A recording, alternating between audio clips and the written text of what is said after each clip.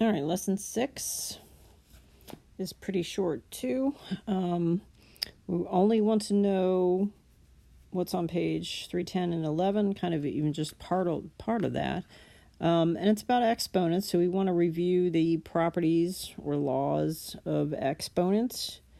So to do that, nobody's kind of going to read all through this unless I tell you to substitute and evaluate. So for example, this is the property of any raising a number to a negative exponent. How do you fix that? Do you recall that you can't put your answer in if it has a negative exponent? It has to be converted to a positive exponent. Okay? So take a moment and replace the x with a 3, right? The a with a 2. So you're going to have 3 raised to the negative 2 power. How do you express that as a positive exponent? The negative tells you to move it underneath, change it from a numerator to a denominator. That takes the negative off, and then evaluate. 3 times 3 is 9. So that's how that one goes. Okay? So the next rule says the product rule of exponents. So if x is 3 and a is 2, x is 3 and b is 4, when the bases are the same, you're allowed to add the exponents. That's that rule, product rule. Okay, so that gives you 3 to the 6th power if you're leaving it in exponential form for now. Okay, expanded form or evaluated completely. What is 3 raised to the 6th power? Is 729. Okay. Quotient rule says if you have a base over the same base, but the a is 2 and the b is 4, you're allowed to subtract the exponents.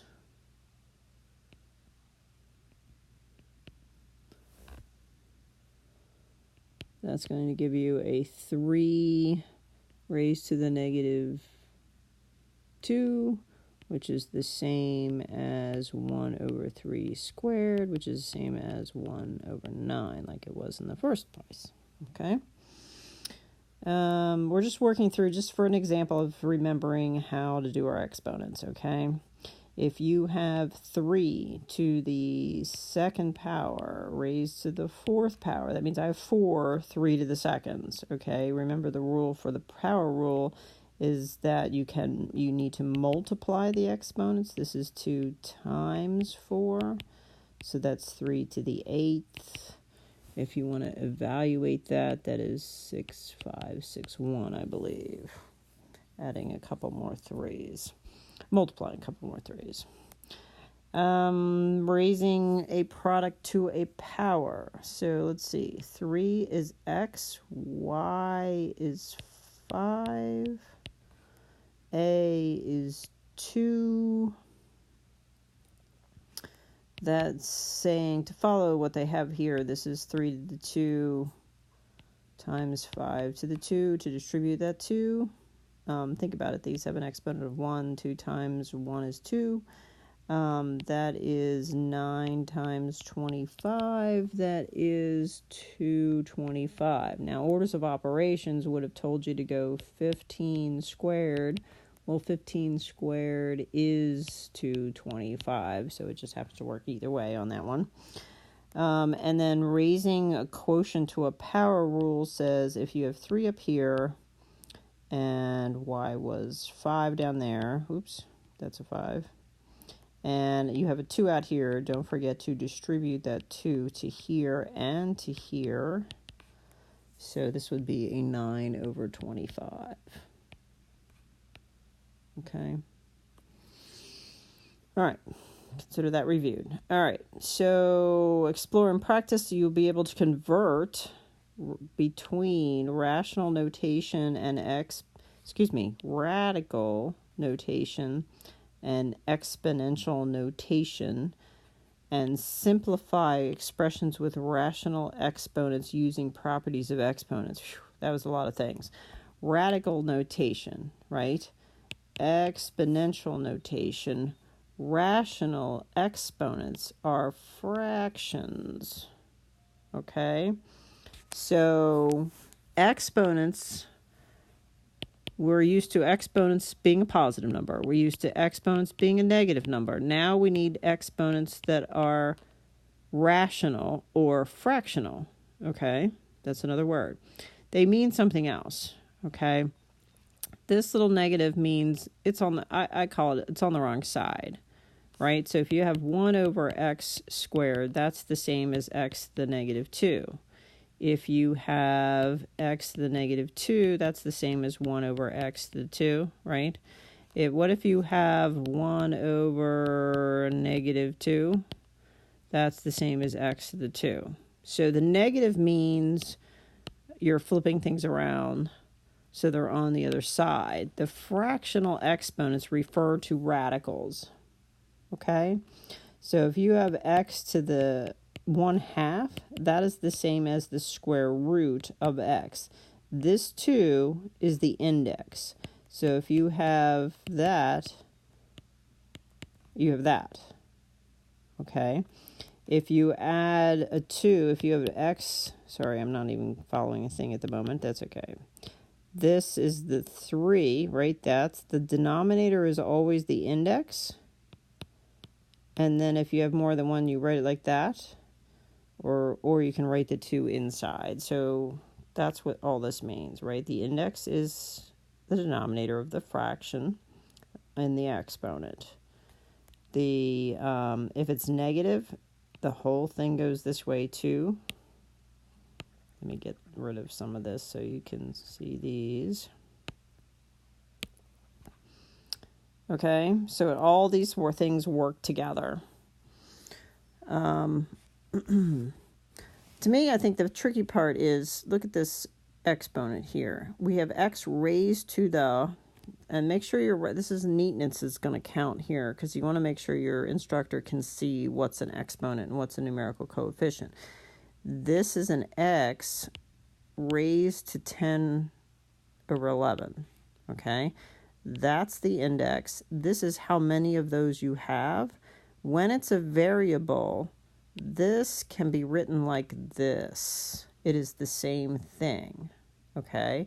When it's a number, it's going to look a little different than that. So let's stick to this for just a minute. So if it's just a 1/2, it's just, right, this is here, and you're not going to see anything else.